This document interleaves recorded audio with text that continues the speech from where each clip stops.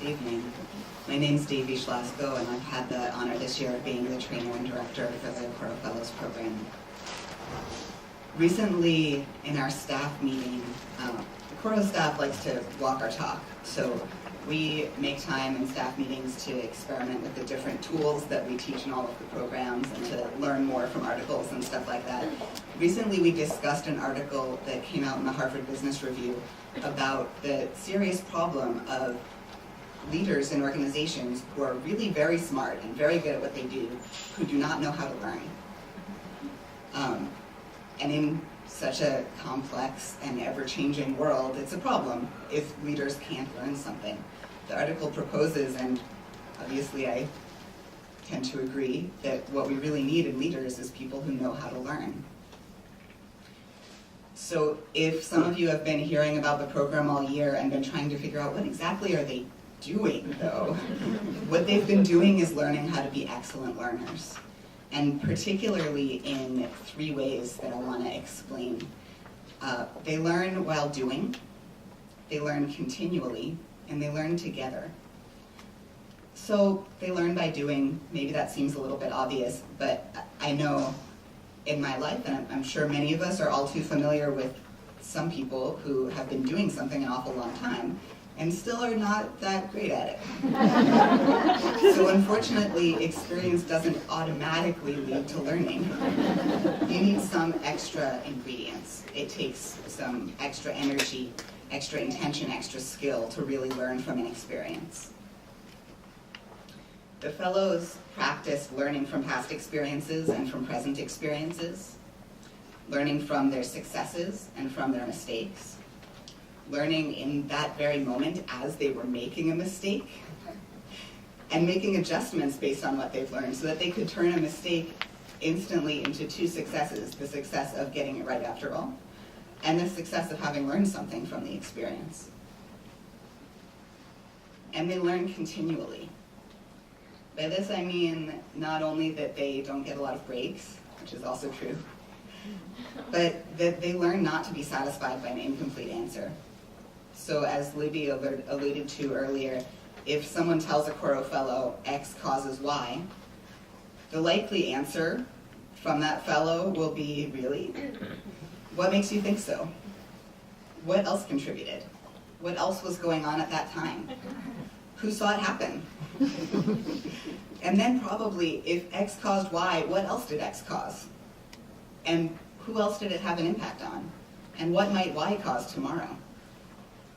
They learn to see the world in terms of complex causes of complex webs, interlocking webs of cause and effect, and to consider all the different ways that they can get into that web to influence it in the direction of an outcome that they see as more desirable. As importantly, they learn how to have enough of a big picture that they can have a useful analysis about what would be more desirable. And finally, they learn together. After all, most of the skills that we associate with leadership are not things that you could usefully do alone. You could be a very effective public speaker, and if you're not communicating with someone, then you're not communicating. I read recently, and I can't remember where, but then I confirmed in Wikipedia, so probably it's a fact, that there are 10 times as many bacterial cells inside each of our bodies as there are human cells. And that's not because you're sick, they're part of you.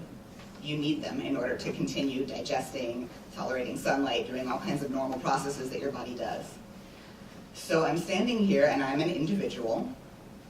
I function in a pretty coordinated way most of the time. I speak with a single mind, I hope. And at the same time, I'm also a collective of billions and billions of different organisms, all working together, all coordinated. Likewise, a team, a really cohesive team, is not just a collection of a bunch of different organisms working together. It's also, in some sense, one organism, one cohesive body. This year, the fellows learned to function both as highly competent individuals in all of their separate experiences, and also as a cohesive team with 12 coordinating parts. Like any organism, the team has its ups and downs. Sometimes it might be feeling under the weather. Stuff gets a little bit wacky. But it had them together as one body. I could not be more proud of them, all of the work that they've accomplished this year, the trials that they've endured, and the transformations that they've created together.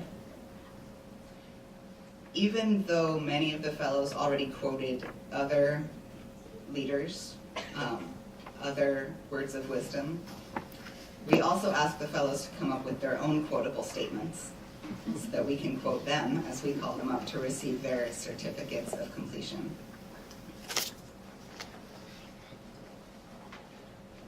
One fellow said, "Coro has allowed me the opportunity to network, build substantive relationships, and work in different sectors of public affairs with powerful leaders. Together, these experiences have given me a clear vision of how I see myself having the largest impact in the communities I serve." Angelo Lacerto.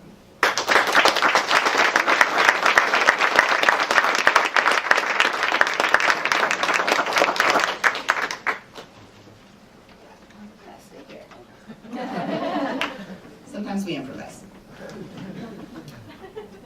The skills Coro teaches its participants are, without hyperbole, social and analytical superpowers that reveal contours of our world that we had failed to see before. When you teach people to view society through the eyes of their colleagues as well as their own, unlikely partnerships thrive and everyone can see and do more. Nathan Bengtson.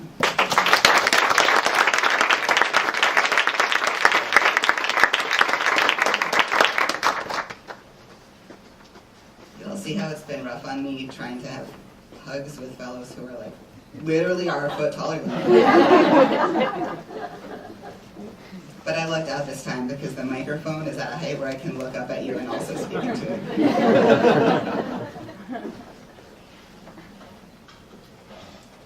Have you ever stepped into a corner full of mirrors? The kind that allow you to see yourself from all angles at the same time? Imagine spending 9 months like that, and you'll understand the magic of Coro. Nikita Brar.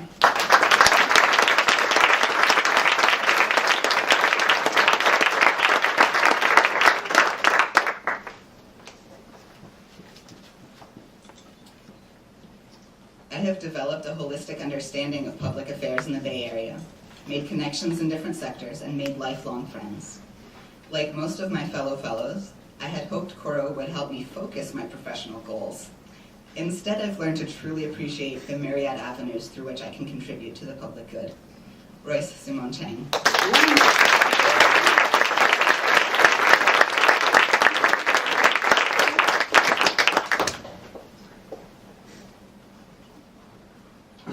Coro. You gotta love the ones that start with, what is Coro? Coro, the moments that are never planned, often difficult, and ultimately transformative. Dulce Maria Galicia Nogues.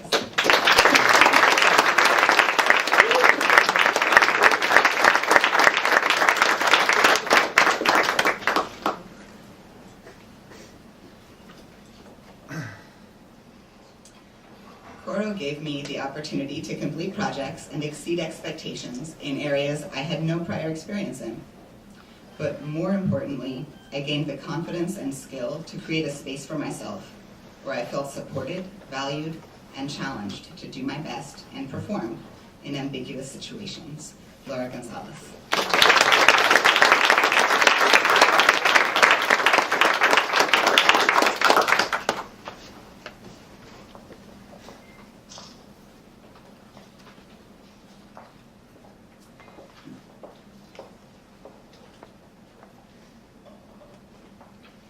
The Coro experience gives you an unprecedented breadth of exposure, an arsenal of tools for effective leadership, and a daily challenge to engage collaboratively with 11 minds as uniquely gifted as your own. After that, I say Coro is like a box of chocolates. You never know what you're going to get. White Smith.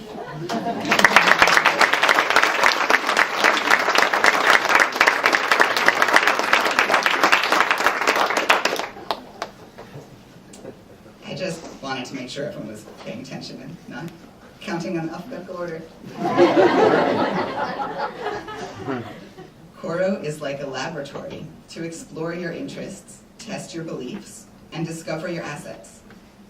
What makes it so effective are the rotating placements, the thoughtful seminars, and most of all, the cohort that challenges each fellow to be their best version of a leader.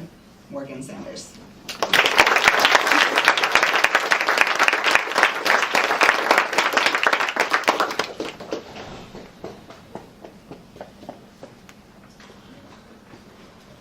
Coro, an experience that is difficult to express in words.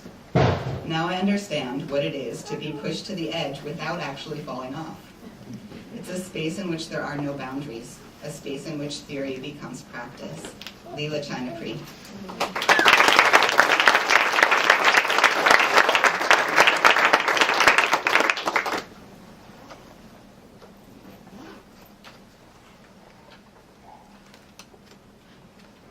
Working with a diverse group of individuals for the past year in new and challenging circumstances has been invaluable. We all came in with different backgrounds and views on the world. Now we are leaving friends and leaders, ready to make a difference in our communities. Todd Jones.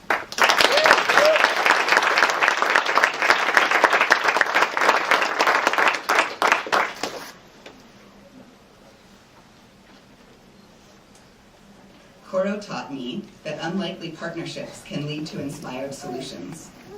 My strange bedfellows came in the form of my wonderful cohort, and I want to thank every single one of them for being an inspiration to me this year. Eunice Kwan.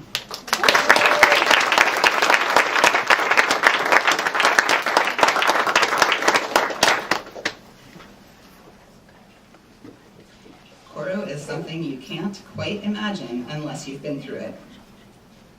I'm grateful for the hundreds of interviews, dozens of group exercises, and most importantly, the 11 other fellows who have widened the scope of my imagination. Miriam Elora Marks.